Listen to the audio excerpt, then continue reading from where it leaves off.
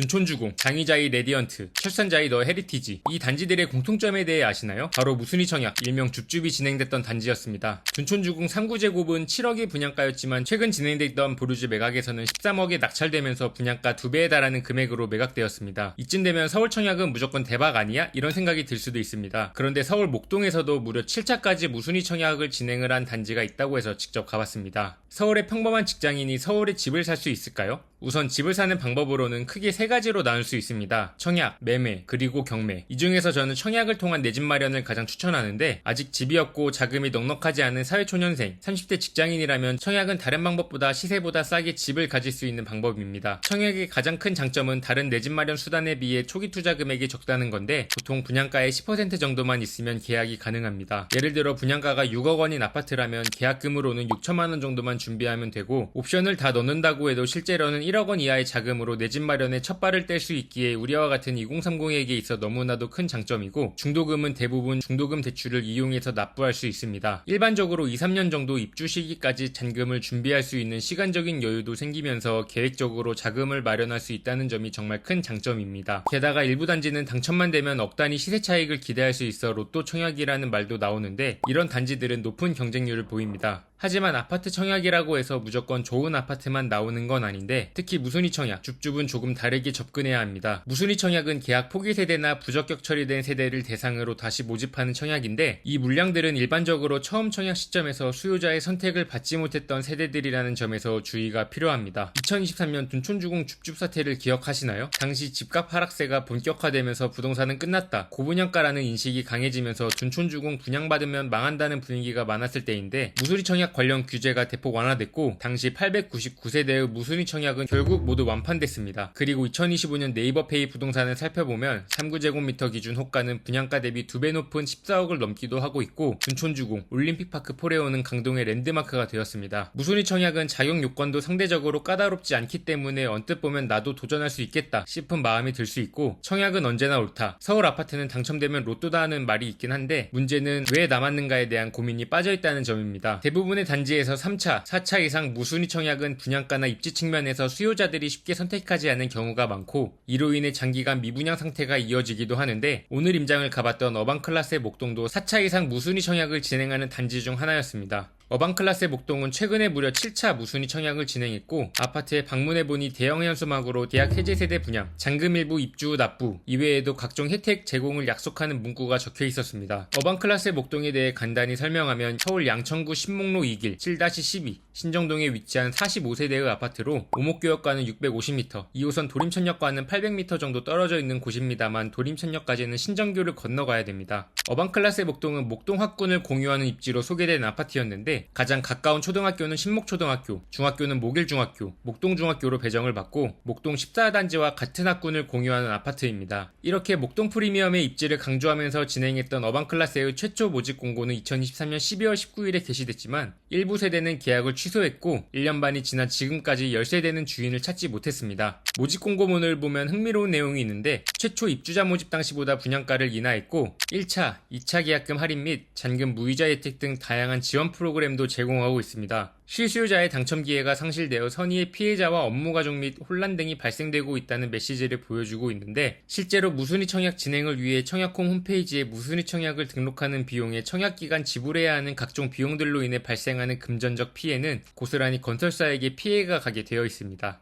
현재 남아있는 타입은 54제곱미터, 59제곱미터 두 가지이고, 1차 계약금은 500만원, 45일 내 계약금 10%에서 500만원을 뺀 나머지 금액을 계약금으로 입금해야 합니다. 후분양 단지이기 때문에 입주 시 잔금 90%를 납부해야 하는데, 실제 분양가는 54제곱 7억 2천만원, 59A제곱 8억에서 8억 4천만원, 59B제곱 7억 7천만원에서 8억 3천만원, 여기에 취득세, 각종 세금까지 더하면 1천만원 정도 더 들어가고, 입주 시 이 금액들을 마련해야 합니다. 개인적으로는 무순위 청약 1, 2차 정도까지는 합리적인 기회일 수 있지만, 3차 이상 반복되는 무순위 청약의 경우는 그만큼 시장의 반응이 아쉬웠던 물량이기 때문에 입지, 상품성, 분양가 등을 꼼꼼히 살펴봐야 합니다. 무조건 청약이 좋다고 믿기보다는 나의 자금 여력, 실거주 목적 여부, 주변 시세 흐름까지 고려해 전략적으로 접근하는 것이 중요하다고 생각하는데, 여러분은 어반클라스의 목동 청약에 대해 어떻게 생각하시나요? 구독과 좋아요, 댓글로 여러분의 의견을 들려주세요. 그리고 다음 영상으로는 사회초년생이 부동산 볼 때 특징, 현실적으로 노려볼 수 있는 아파트에 대해 정리 정리해서 말씀드릴게요. 오늘도 평범하게 살아가는 서평직입니다.